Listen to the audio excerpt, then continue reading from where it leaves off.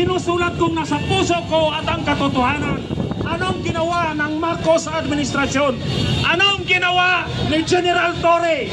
Ni-raid ang bahay ko, kinalkal ang bahay ko, kinuha cellphone ko, kinuha PC ko, kinuha laptop ko. Walang iya si Torre, walang iya si BBM.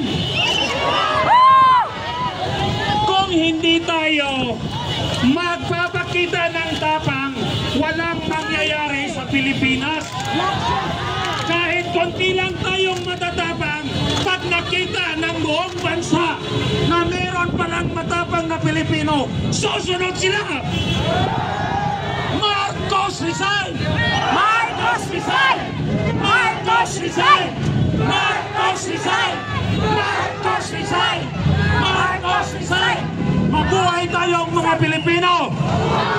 Andito tayo kahit anong risko, kahit anong pananakot, kahit may mga suhulan na gustong guluhin tayo, hindi tayo atras dahil yung tapang natin mula sa puso, yung galit natin mula sa puso.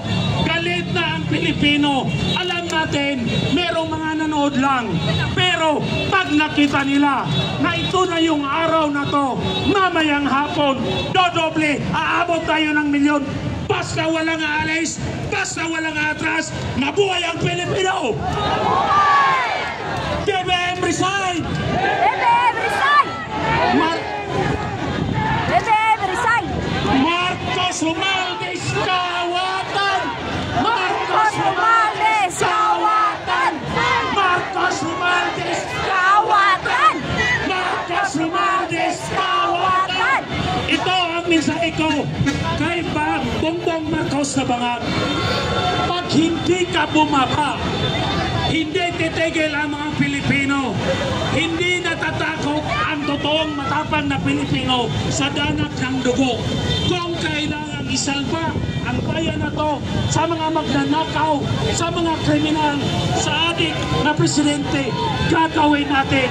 Kung sa tingin nyo, hindi pa itong araw, ito na